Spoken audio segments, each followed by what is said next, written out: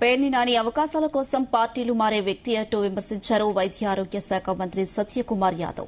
మాజీ సీఎం జగన్ ను ఎన్నడూ వ్యక్తిగతంగా తిట్టలేదన్నారు. కానీ జగన్ నిలకడగా లేని మనిషి అని వ్యాఖ్యానించారు. ప్రభుత్వ ఆసుపత్రులను బలోపేతం చేసేందుకు కూటమి ప్రభుత్వం అన్ని చర్యలు తీసుకుంటుందని తెలిపారు. వైసీపీ హయాంలో వైద్య పరికరాల కోసం కేవలం 42 కోట్లు ఖర్చు చేసిందన్నారు.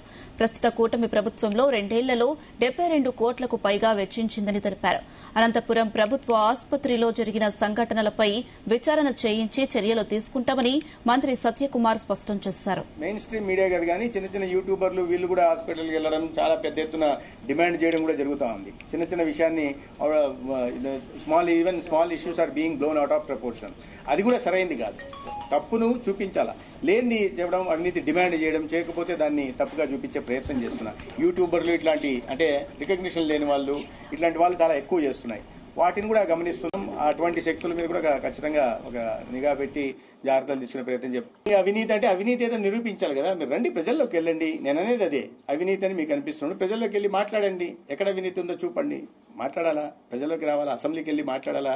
ఎప్పుడు కూడా ప్రజాస్వామ్యంలో మీరు ఏదన్నా ఒక వాదన చేస్తున్నప్పుడు, ప్రభుత్వం మీద ఒక విమర్శ చేస్తున్నప్పుడు దాన్ని నిరూపించుకోవాల్సిన బాధ్యత, దాన్ని బయట పెట్టాల్సిన బాధ్యత కూడా ప్రతిపక్షాందే ఉంటుంది. ఏది కాకుండా మాట్లాడుతున్నారంటే వాళ్ళు చేస్తున్న వాదనలో పసలేదనే విషయం అర్థమవుతుంది. దానికోసం దృష్టి మరల్చడం కోసం రోజుకో కొత్త మాట తీసుకోవడం, రోజుకో నిర్ణయం తీసుకోవడం, ప్రజల్లో వాళ్ళకే ఒక నవ్వులాటగా తయారైపోయారు. ఒక లాఫింగ్ స్టాక్ అయిపోయింది ఇవాళ వైఎస్ఆర్ పార్టీ కానీ లేదా జగన్మోహన్ రెడ్డి గారు అంటే. మావిగన్ అనేది కొత్త మాట మాట్లాడారు.